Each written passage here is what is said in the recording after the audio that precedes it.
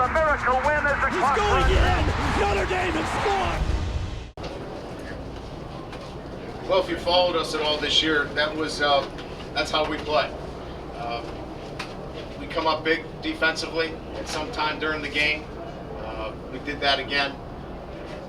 Unbelievable goal line stand to hold, any program, any team, any college football team to get inside your two and to come up with a great goal line stand. And then we ran the ball effectively in the fourth quarter when we needed to get those 3 points on the board. Those were the two, critical parts of the game for us. The entire game was managed the way we've managed each and every game. Minimized the big plays. They had the one great completion late in the game. We minimized the big plays, and we ran the football, and our quarterback, was able to manage the run game for us. So that's how we played the game all year. This was another clear indication of how we got to 12-0. Our guys have an incredible resolve, regardless of the circumstances, of coming up and finding ways to win. That's all we talk about. We don't talk about style points. We don't talk about anything else. Just find ways to win. And these guys continue to do that. I'm so proud of my coaches. I'm proud of our players and their grit and toughness. Those are my opening statements. What does it mean to you? Well, you get this far into it, and now you start to look up and you go, well, we're 11-0. You want to finish it off. I thought our coaches did a great job this week of keeping our guys focused on the game itself and not being number one, not playing for an undefeated season, not being in the hunt for a national championship. We really focused on the game and what we needed to do in this game. And I felt that during the week of practice. I felt really good that nothing changed this week in our preparation. Are you surprised you are where you are and you did it this quickly? Are you surprised?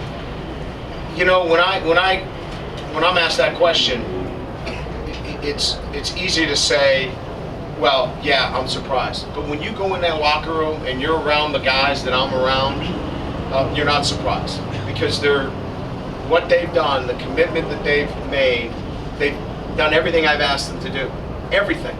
And so it doesn't surprise me anymore because of the guys that we're around.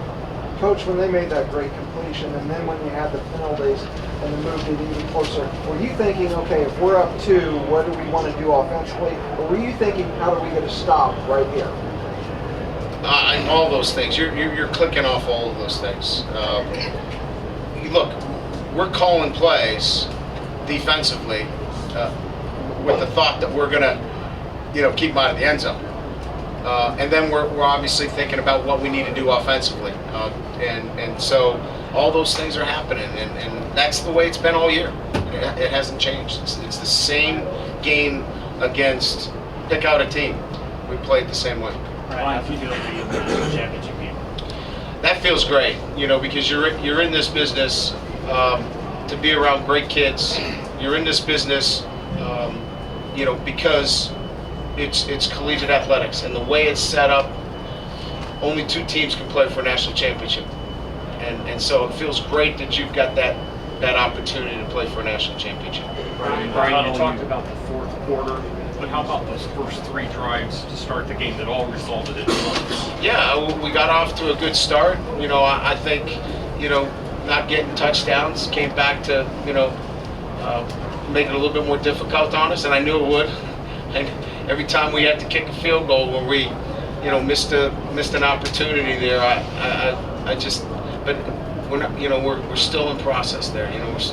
We're not there yet. When we start clicking down in the red zone, we're going to be really good. And we'll have plenty of time to continue to work on that leading up to the national championship game. And I do want to say this: there's still a process in place for this.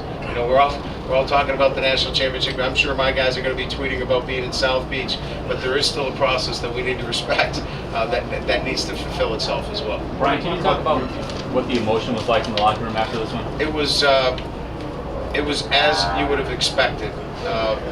They were, there was a lot of singing, dancing, hugging. It was what you would expect it to be for a team that's this close and has won so many games in this fashion. It was fun to be in there. Now that you're 12-0, now that you're expected to be in the national championship game, can you talk about what it means for Notre Dame, a program where they expect championships, they don't expect bowl games, they expect championships, to be this far? Yeah, it's hard for me to sit here right after the game and give a historical significance of all these things. Here's what I know. We set out this season to build our program and get it back into the national discussion when you're talking about championship programs. And we're in that discussion. The rest of that stuff I'll let you guys kind of talk about. Ryan, would you say that Somebody Yeah, Tim, go ahead. Ryan, is there a When did your confidence in Bolson's ability to protect football take a turn from earlier in the season when it was such a problem?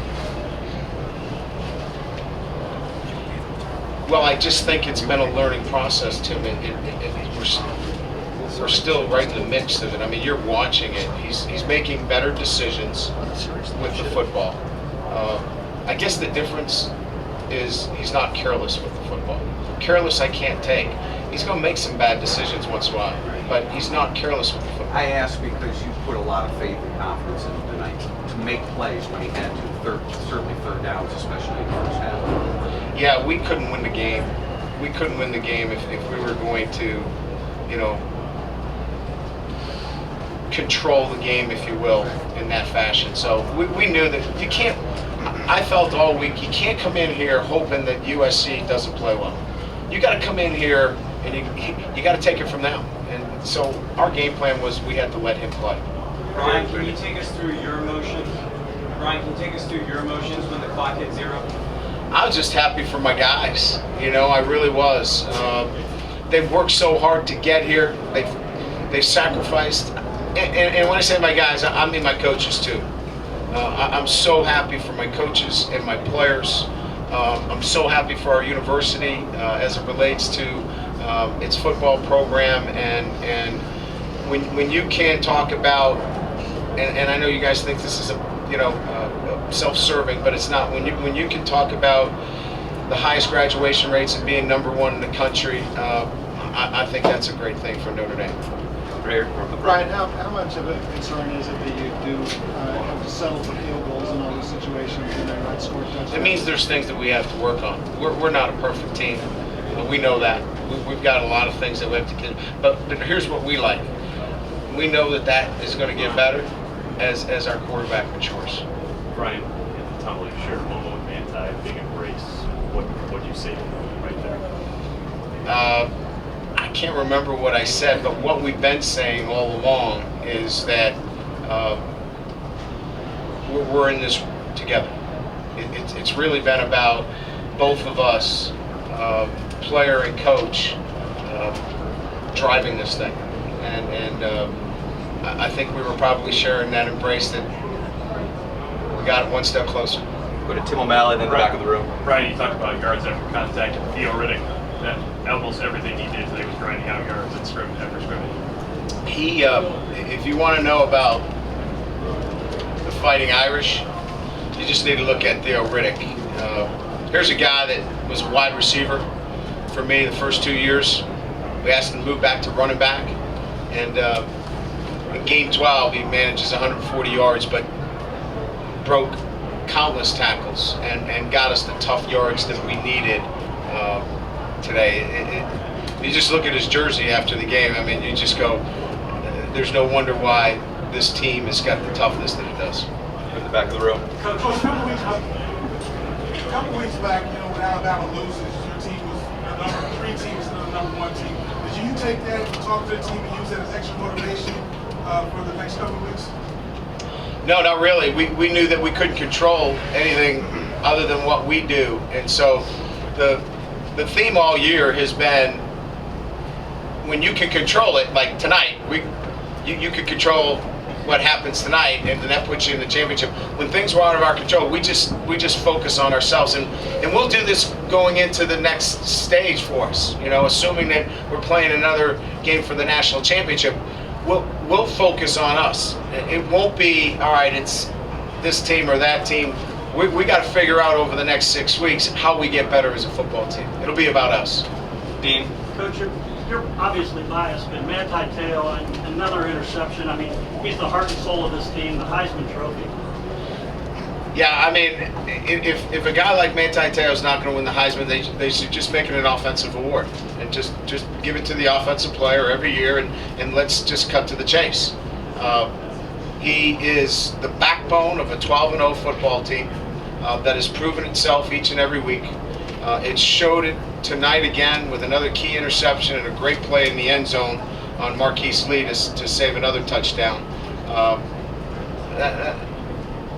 If the Heisman Trophy is what it is, I just don't know how Manti Te'o is left out of that conversation. Great. One last question, and then we'll do players. Coach, one of the first things out of Manti's mouth is that he wanted to go celebrate with his team. How important is it to have a leader that's kind of the first thing he wants to go do is to be with his guys? That's who he is. That's who he is as a person first, and a teammate second. And so that's why it doesn't surprise me that he would want to do that. Thank you.